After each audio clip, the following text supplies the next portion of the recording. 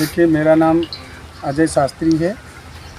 जन्मभूमि हमारी ग्राम कटरा है और ये ग्राम कटरा शेखपुर की ही जगह में स्थित है। संकट मोचन बजरंग धाम, यहाँ पर पूरे भारत से लोग आते हैं अपने कल्याण के लिए, अपनी मनोकामनाएं लेकर के, और बालाजी की कृपा से।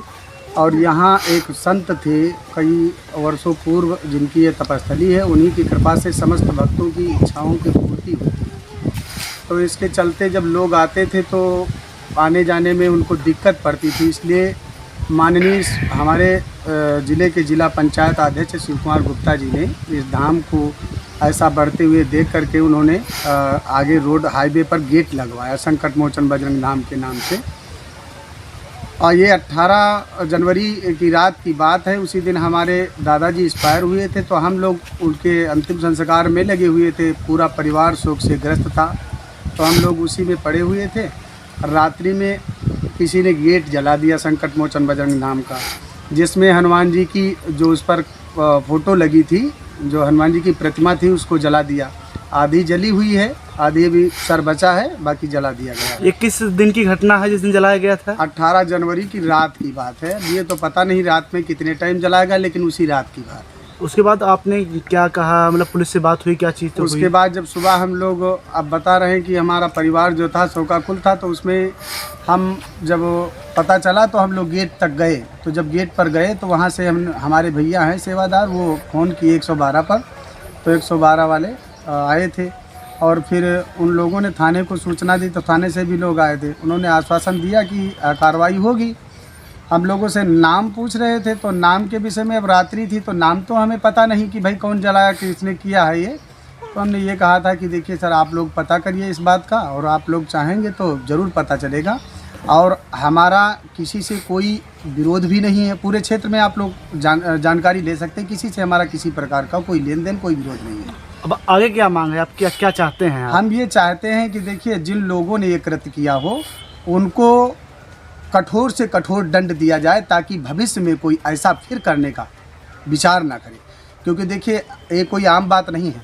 हमारे इष्ट, हमारे आराध्य, जिनके लिए मैंने बचपन ही नहीं जानी, जिनके लिए इतनी उम्र हो गई, जिनके लिए भटकते भरमते रहे आज तक, आज मेरे उस इष्ट आराध्य हनुमान जी की प्रतिमा को जलाया गया है। तो हम यही चाहते हैं कि जिन लोगों ने ये कृत्य किया हो उनको सज़ा मिले।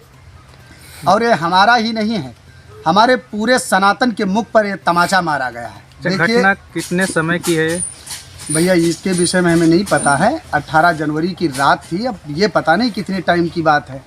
एक मधुमक्खी पालन वाला पास में रहता है, तो उससे जब पूछा गया तो उसने बताया ये करीब 10:30 या 11 बजे की घटना होगी।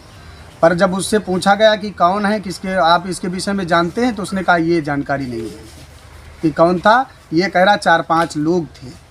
ये करीब 10:30 या 11 बजे की घटना होगी, बस इतना ही उसने बताया है। क्या यहाँ पर कोई जनप्रतिनिधि, कोई बीजेपी का नेता, कोई बजरंग दल ऐसा कोई आया आपकी मतलब कि से पूछने? देखिए, माननीय शिव कुमार गुप्ता जी जो जिला पंचायत अध्यक्ष हैं, तो बीजेपी के ही हैं। और जो बजरंग दल वाले लोग हैं वो तो आए थे, वो भी हमसे कह रहे थे महाराज जी नाम बताइए, तो हम कहे नाम भैया पता नहीं है। तो उन लोगों ने कहा है कि देखिए, मैं भी प्रशासन से मांग कर रहा हूँ, और हमारी भी यही प्रशासन से मांग है कि उनको ढूंढ करके कठोर दंड दिया जाए। और ये हमारा ही नहीं है, हर एक सनातनी के इष्ट हनुमान जी महाराज हैं, और हनुमान जी की मूर्ति जलाई गई है, तो कोई आम बात नहीं है।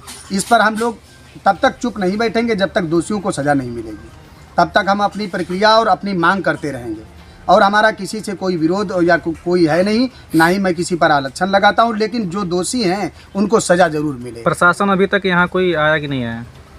आए थे, आश्वासन दे गए थे कि पकड़ा जाएगा, लेकिन आज देखिए कई दिन हो रहे हैं धीरे धीरे, और धीरे धीरे करके कई दिन हो रहे हैं, अभी तक तो कुछ ऐसा हुआ नहीं है।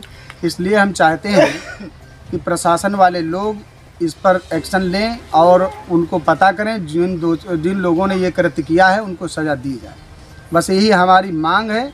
और हम ये भी सोचते हैं, आज तो हमारे इष्ट हनुमान जी की मूर्ति जलाई गई, प्रतिमा जलाई गई, कल को यहाँ पर पूरे देश से लोग आते हैं, सभी के लिए सभी का कल्याण होता है। और यहाँ पर बहुत सारी महिलाएं भी रुकती हैं, कल को कोई और बात कर सकते हैं ये लोग, तो फिर इसका जिम्मेदार कौन बनेगा? अच्छा, यहाँ पे जो है कैमरे नहीं लगवाए गए हैं? यहाँ पर अभी उस तरह की कोई व्यवस्था नहीं देखते हैं हम। लाइट वगैरह की व्यवस्था की गई है? लाइट लोकल में जुड़ी हुई है, बाकी अभी उस तरह की कोई व्यवस्था नहीं है। और हम भी अभी देख रहे हैं घास फूस की झोपड़ी बना कर रह रहे हैं, और ये उसका दुख नहीं है। हम तो हमेशा ही घास फूस की झोपड़ी में ही रहने का प्रयास करेंगे जहाँ तक हो सके। ठीक है, धन्यवाद।